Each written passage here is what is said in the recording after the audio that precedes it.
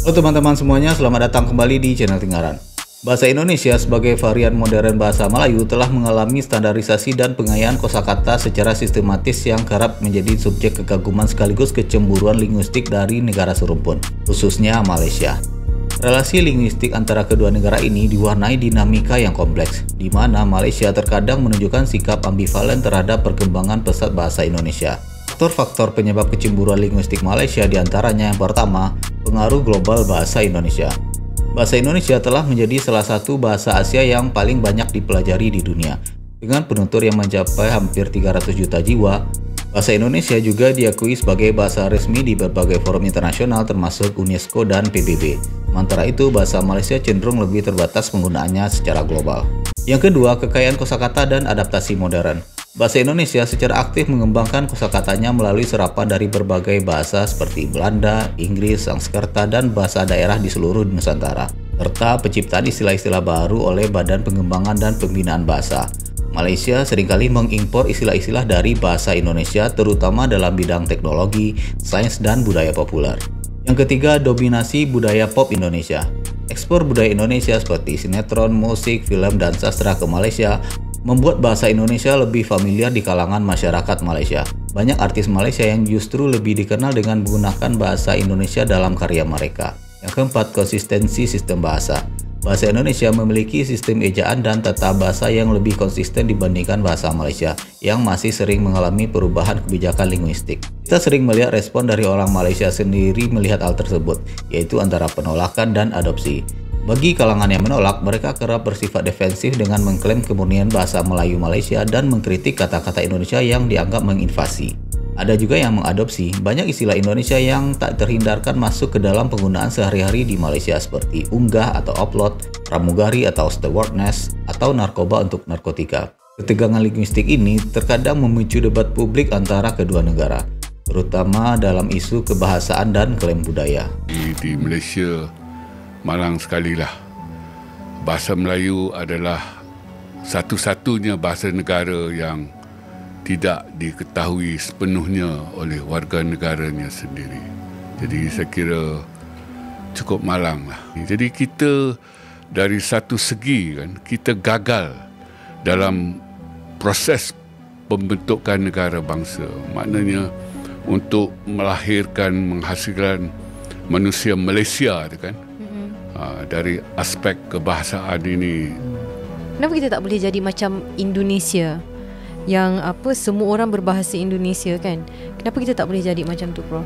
Kita tak boleh jadi macam tu sebab kita membina negara kita pada tahun 57 tu apabila kita merdeka dan juga semasa kita membentuk Malaysia tu, kita mengangkat dasar integrasi, sedangkan Indonesia dan lain-lain di Asia Tenggara ni, kecuali kita saja, semuanya mengangkat asimilasi. Jadi dasarnya tak sama.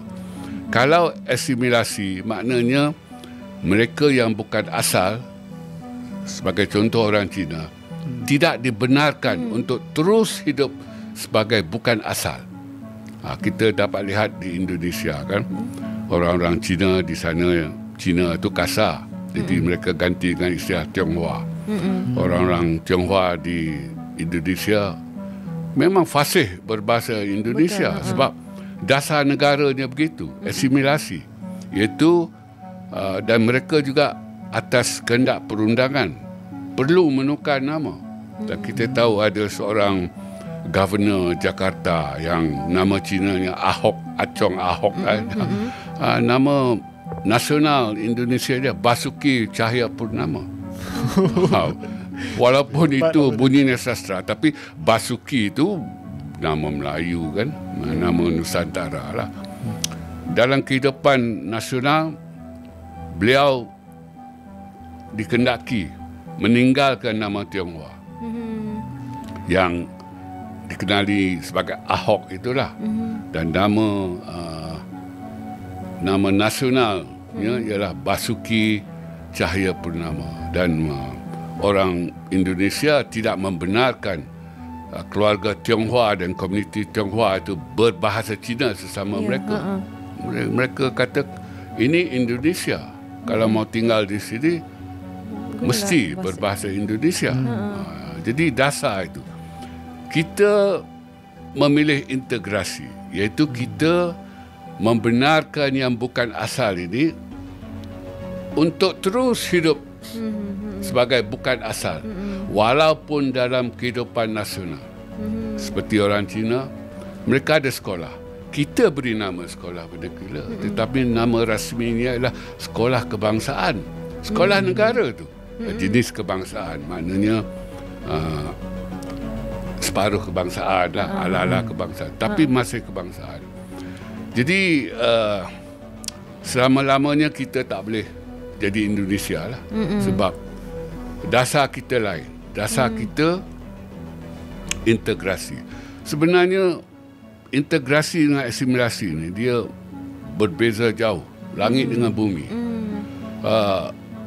Bagi saya lah, untuk hasilan lah, ataupun dengan izin outcome, penyatu paduan yang baik ialah asimilasi, bukan integrasi. Tetapi kita memilih integrasi. Jadi lihat saja tahap perpaduan kita hari ini.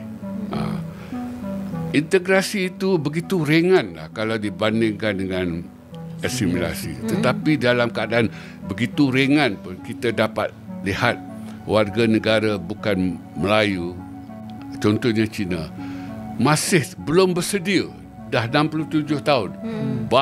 Beberapa keturunan dah belum bersedia untuk menerima struktur sosial Melayu, iaitu bahasa Melayu. Kalau terima pun untuk lulus peperiksaan saja. Tidak lebih daripada itu. Jadi sebenarnya kita ada masalah di negara kita. Seperti yang saya katakan dan selalu saya katakan, kita gagal dalam beberapa aspek pembentukan negara bangsa. Kita nak bentuk manusia Malaysia tu, gagal kita. Di Indonesia, tengok manusia Indonesia tu, yang bukan asal itu Cina, pakai nama Indonesia, nama Jawa lagi kan. Fasih berbahasa Indonesia, dah hilang bahasa Cinanya. Jadi dari segi pembentukan negara bangsa manusia Indonesia tu, mereka berjaya 100%. Kita tak berjaya. Kita masih ada warga negara yang, kalau bahasa kasarnya, sepatah haram pun tak tahu tentang bahasa negara. Betul. Pergilah ke Jinjang, ke Kepohong dan sebagainya. Kalau dahulu orang Melayu sesat di Jinjang itu sampai malam, sesatlah di situ. Sebab berhenti tanya, tak akan dapat jawapan. Sebab mereka tak boleh berbahasa Melayu. Sedangkan bahasa Melayu tu di antara bahasa yang paling senang untuk kita belajar. Tapi kita sebagai orang Melayu sendiri pun tak menggunakan bahasa Melayu sangat. Padahal tengok negara lain bangga dengan bahasa sendiri kan. Kita tak macam tu. Betul. Lalu bagaimana pendapat dari teman-teman semuanya? Silahkan berikan komentar di bawah.